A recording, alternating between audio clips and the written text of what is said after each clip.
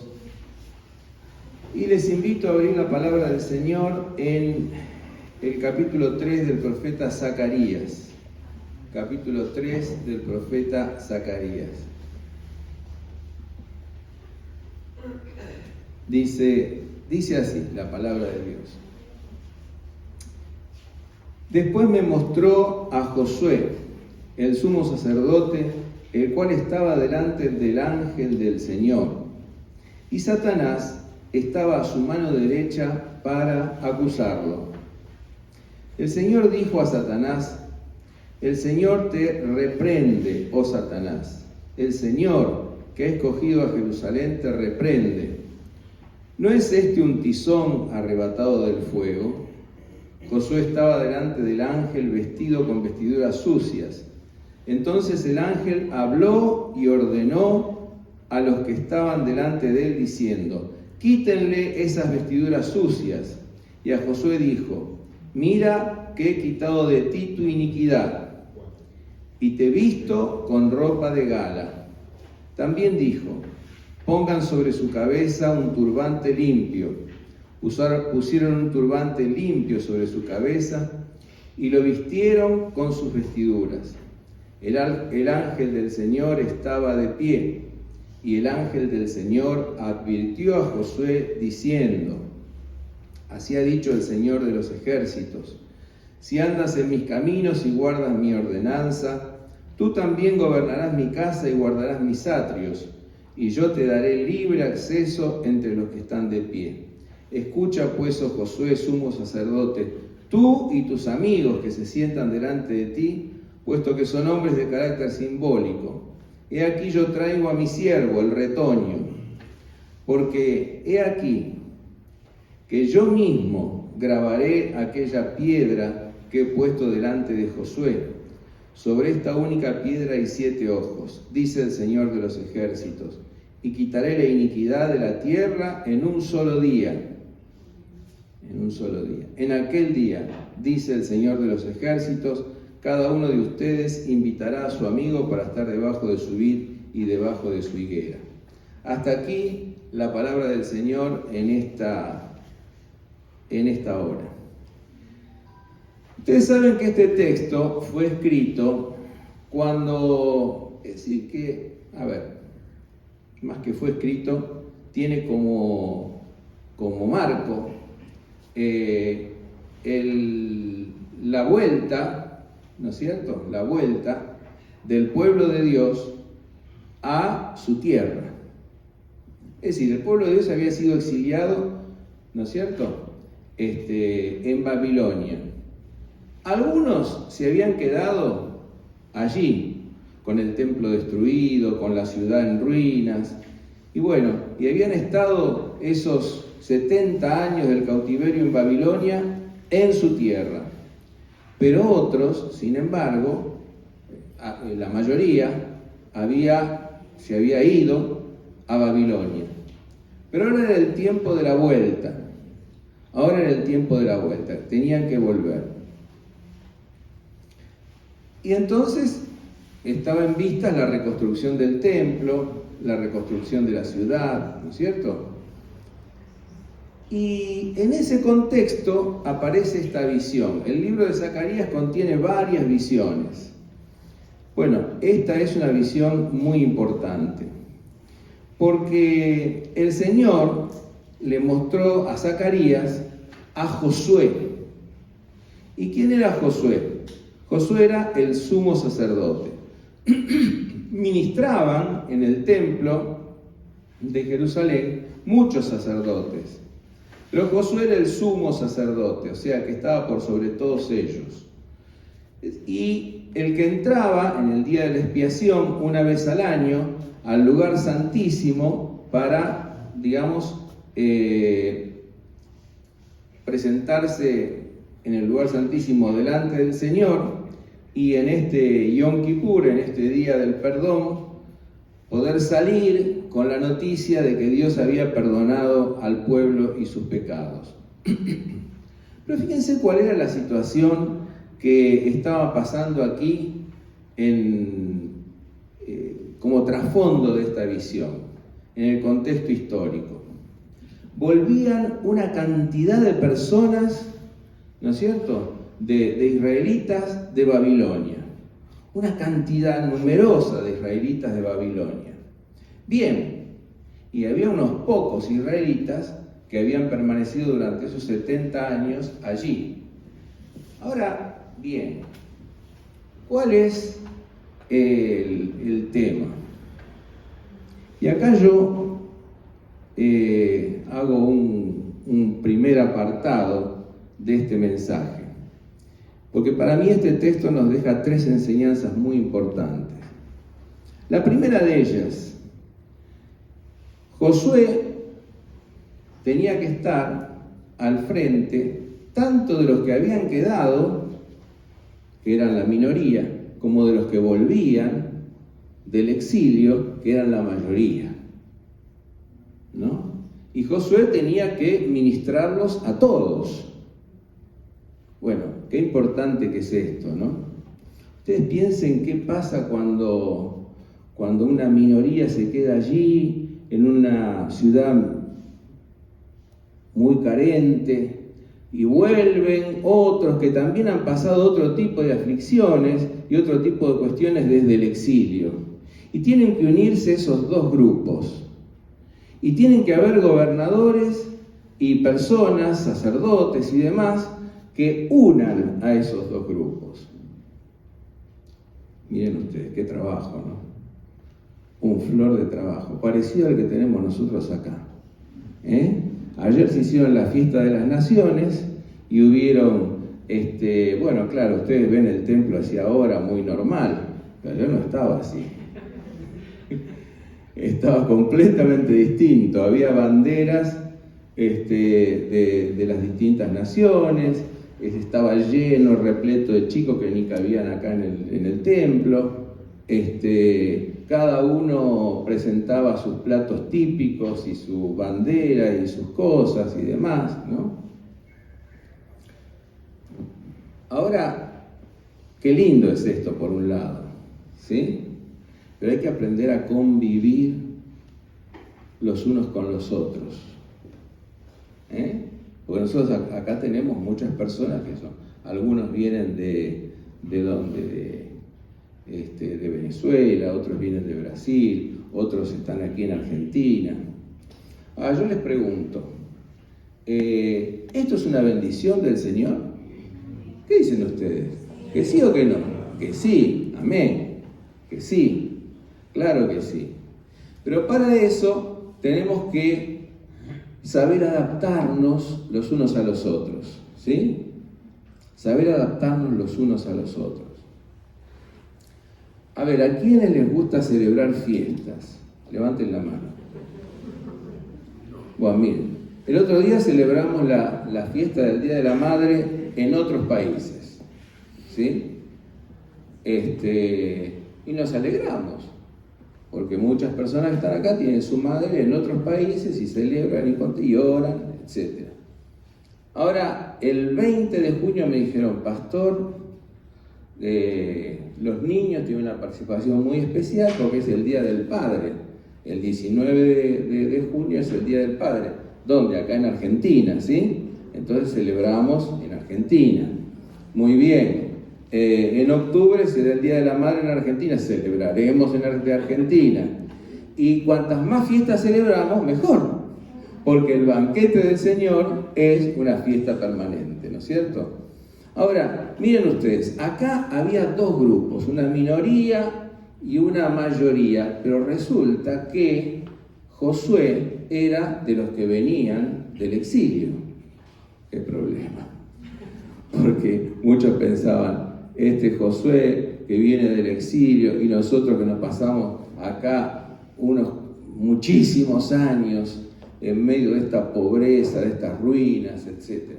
Sin embargo, Dios había designado a Josué, que venía del exilio, para ser sumo sacerdote de todo el pueblo. Ahora, qué importante que es aprender a convivir, porque aprender a convivir dentro de la comunidad de la fe es, en alguna medida, el anticipo de aprender a convivir en aquel momento en que de todas las tribus, lenguas y razas adoran al Señor, ¿no es cierto?, en los cielos, ¿sí? Adoran al Cordero. Bien, ¿se acuerdan ustedes aquel episodio de las viudas? Cuando las viudas de los judíos que venían de la dispersión se quejaban y decían, no, a nosotros nos sirven menos en las comidas diarias que a las viudas que han permanecido en Israel. Entonces, ¿qué hacen los apóstoles? Reúnen a la comunidad y dicen, bueno, a ver, elíjanse ustedes 7 diáconos para que sirvan los alimentos. ¿Y los 7 diáconos qué eran? ¿Qué eran los 7 diáconos? ¿De los hebreos? No. Eran justamente de los que venían de la dispersión. Como las que se quejaban eran los que venían de la dispersión, se eligieron 7 que venían de la dispersión para que sirvieran los alimentos. Porque nosotros, hermanos, tenemos que anticipar el día en que vendrán de oriente, de occidente, del norte y del sur y se sentarán a la mesa del Cordero, ¿sí? Ese día donde ya no va a haber más banderas, ¿eh? Yo me estaba acordando de aquella canción, yo no sé si ustedes la recordarán, que se llama, bueno, ahora se me fue el nombre, pero es de Víctor Heredia, dice, ya no quiero más banderas en mi mundo, solo quiero una bandera. Es decir, ¿qué quiere decir él con eso? Él quiere decir en esa canción que la humanidad está llamada a ser una unidad. Y tras esa unidad nosotros tenemos que ir, la iglesia tiene que ser ejemplo, ¿sí? Bien, pero este texto nos deja otra enseñanza muy, pero muy importante.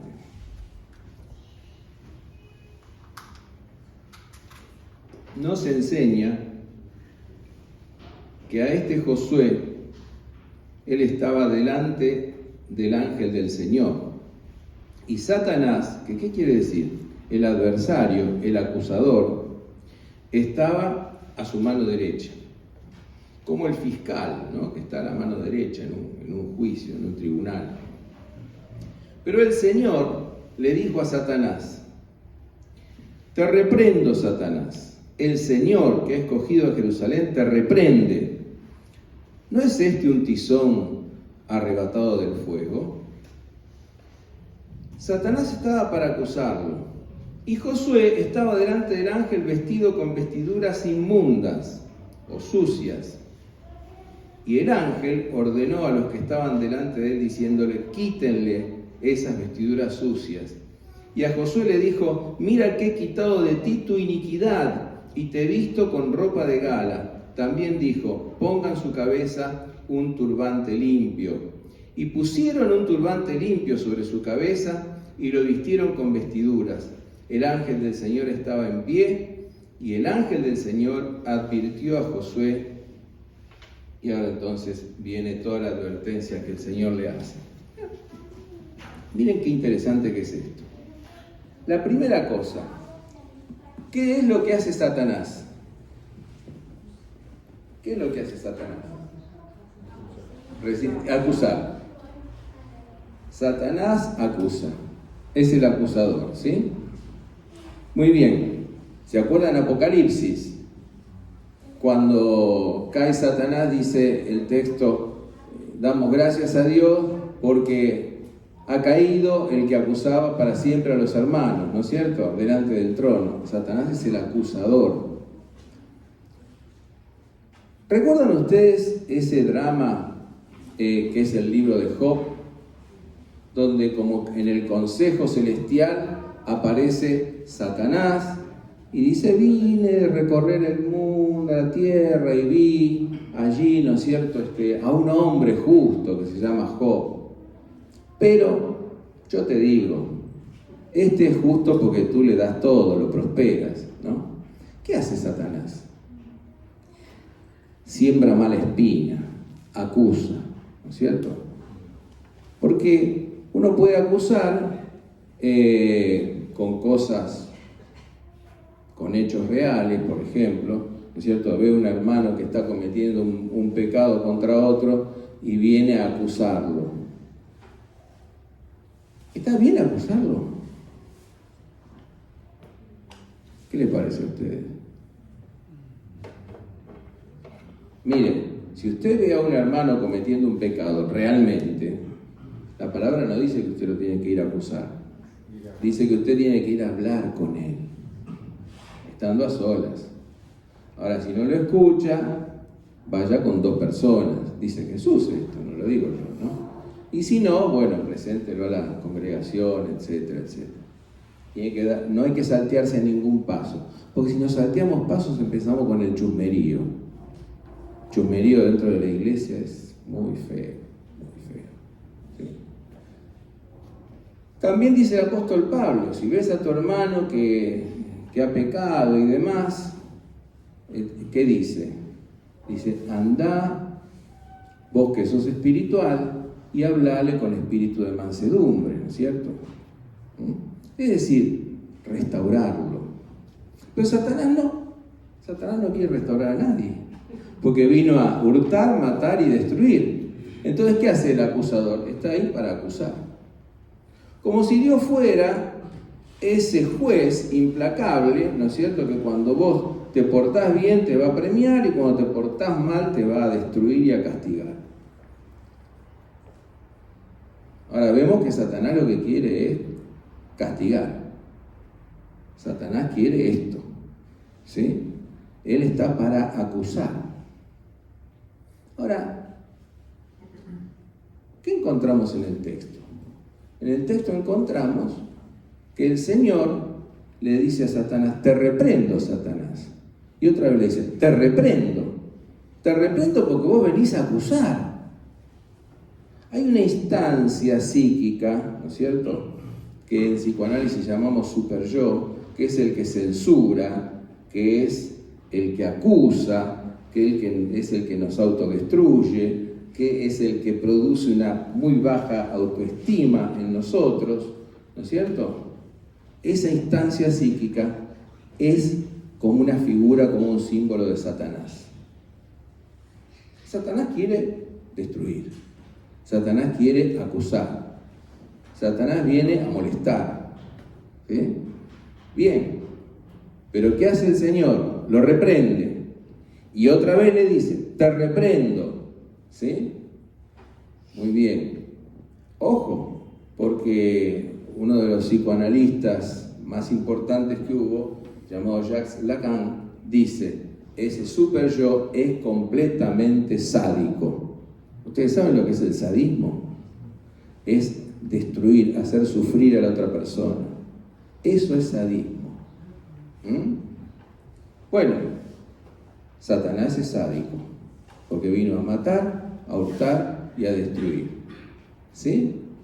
Muy bien.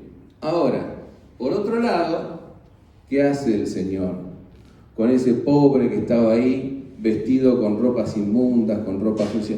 No se dice cuál había sido el pecado que había cometido Josué. Y los eruditos especulan una cantidad de cosas, que si me pongo a decirles en este sermón, no la terminamos más. Entonces lo voy a abreviar. Había pecado, ¿sí? No se dice qué pecado, había pecado. Y estaba con vestiduras sucias, o sea, símbolo del pecado. ¿Y qué es lo que manda el Señor a hacer al ángel? Manda a cambiar esas vestiduras por vestiduras limpias y coloca sobre su cabeza una mitra, el turbante propio del sumo sacerdote, también limpio. Y entonces dice, ¿no es este un tizón arrebatado del fuego del exilio y de todos los sufrimientos que han pasado los exiliados? Porque el Señor no nos mira para acusarnos ni para destruirnos, nos mira con misericordia. Como ese padre que vio volver al hijo, ¿no es cierto? Y se echó sobre su cuello y lo besó, ¿no es cierto? Y lo abrazó y lloró porque ese hijo había vuelto. y hizo una fiesta y puso un anillo en sus dedos y cambió su ropa. ¡Qué maravilla! Así es el amor de Dios. Ese es el amor de Dios.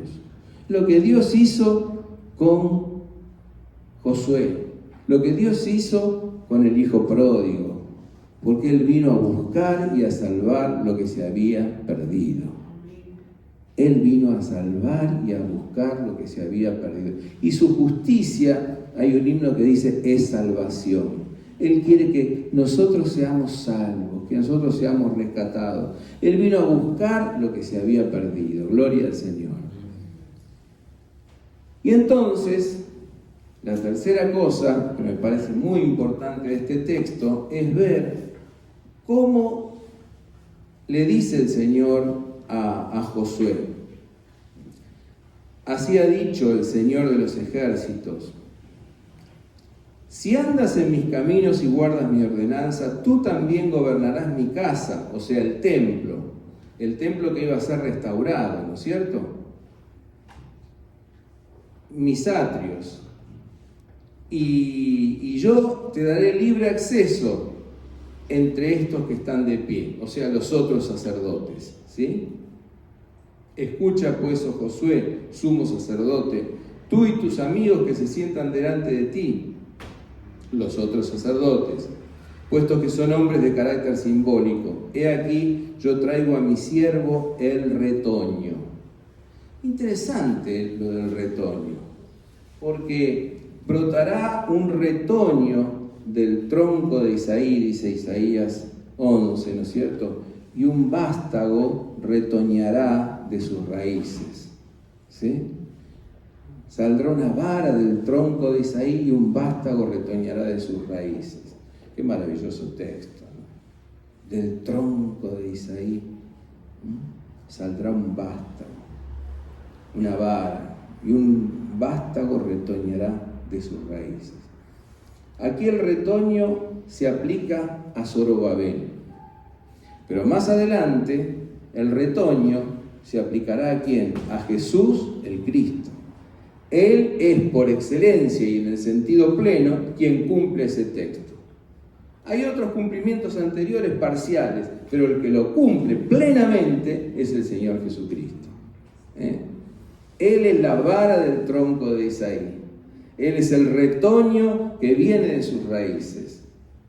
Y aquí está la gran diferencia que hay entre dos títulos mesiánicos. El título de Mesías, Meshiá, que es ungido, que es el que viene desde abajo, viene de las generaciones, viene de las generaciones. Se puede decir su genealogía, pero el otro título es el Hijo del Hombre, el que viene en las nubes, ¿sí? Tal como aparece en los 6 últimos capítulos del libro de Daniel.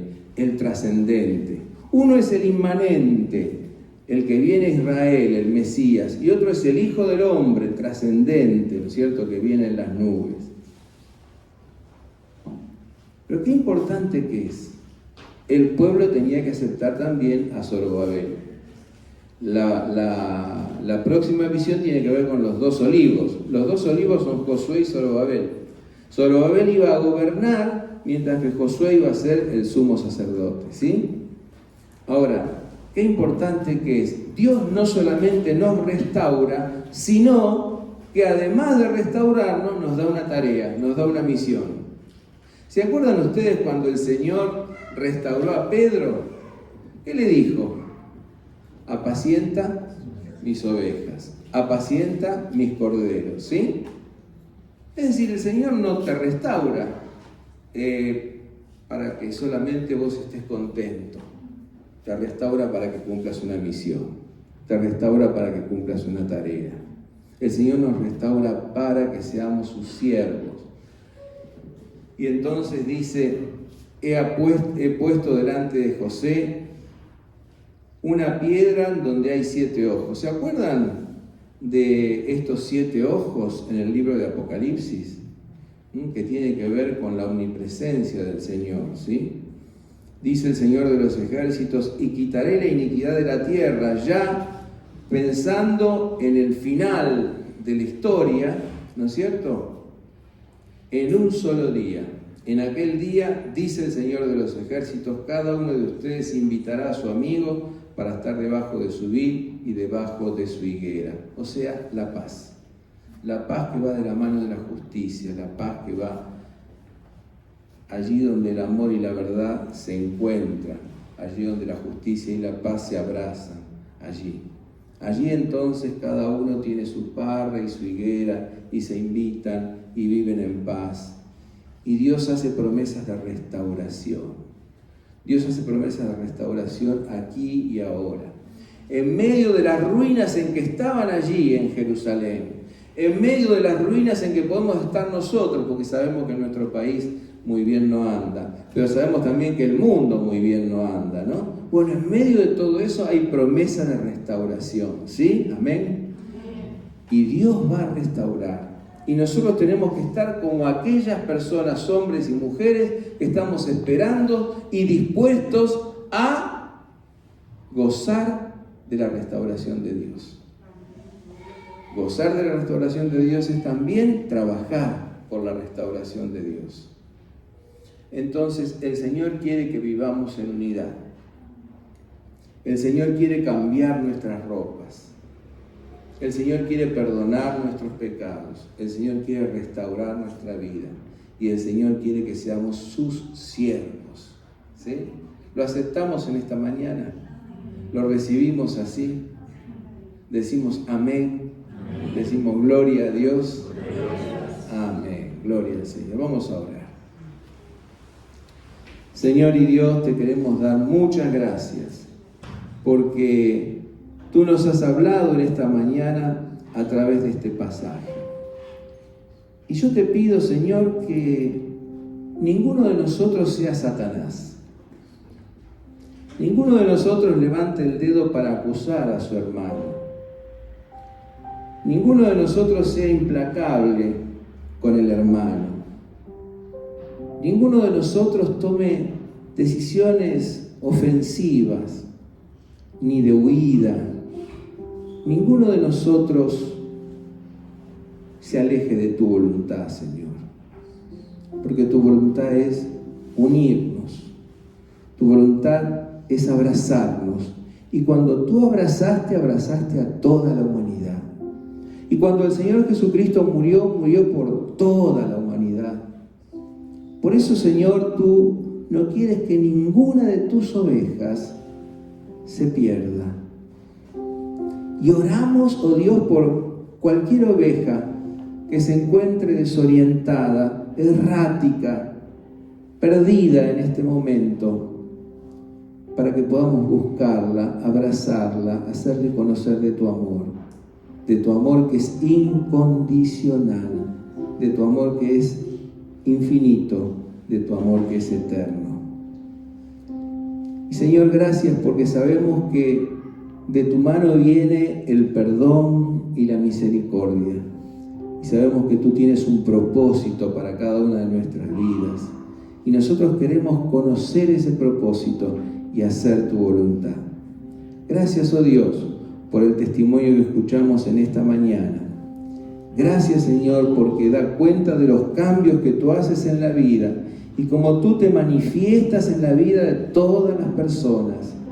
Oh Señor, porque tú no te olvidas de ninguna de tus criaturas, ni aún de los vegetales, ni aún de los animales, de ningún ser vivo, porque todos somos criaturas tuyas.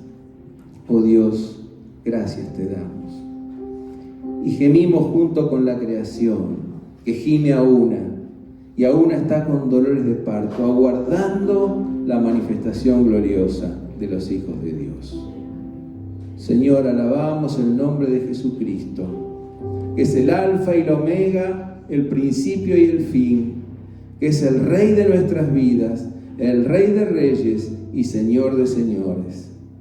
En su nombre bendito clamamos a ti, en su nombre bendito pedimos a ti. Amén y amén.